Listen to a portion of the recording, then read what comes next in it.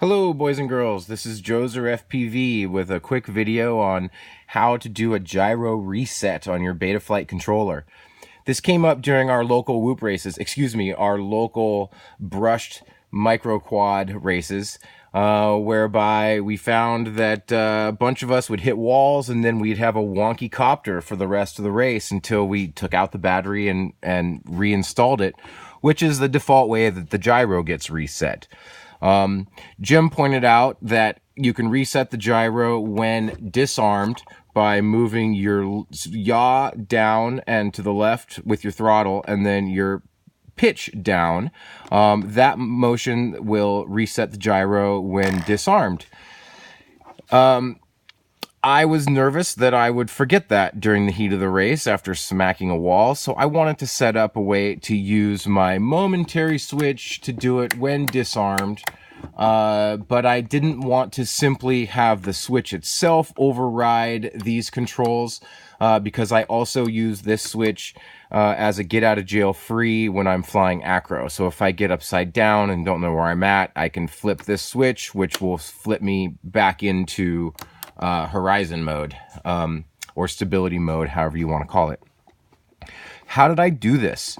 So what I ended up doing was I went to, I started off by going to page 10, which is the logical switches, and set up a logical switch L1 using the AND function.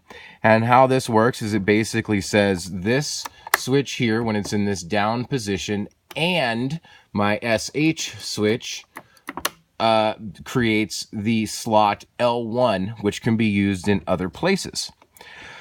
So how do I get L1 to fire?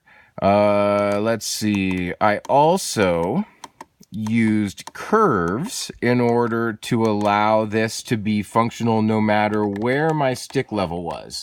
So I set up curve 1, made 2 points, and simply dropped those points all the way to the bottom of the scale here, so that when that curve is applied, it means that it is either all the way down, all the way to the left, or the same thing over here. Basically sets that function, and as you can see, I have it just -100 on the 2 points here, a standard curve. And you can tinker with that. It's pretty tricky. Pretty cool, I mean. Not tricky hard, but tricky cool. Let's see. So then, how to apply the curve using Logic 1. So if I go in here to my mixer, I'm going to go down and show you on the elevator, because I also have a flight mode thing I was tinkering with, which works too. It's just a little more involved. But I created a secondary mix, and essentially in this secondary mix I made it apply curve 1 when logic 1 is set. And we'll take a look here real quick.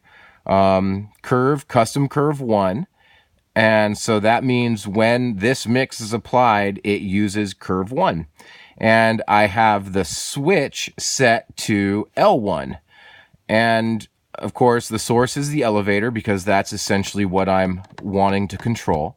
So when logical switch 1 is applied via being off and set, lo and behold, logical 1 comes into play and kicks on custom curve 1, and I have done that with each my throttle, my elevator, and my rudder, thereby freeing up my oh crap switch to not drop my values out of the way and cause me to tumble out of the sky, and have something that is pretty cool. And just one more show here.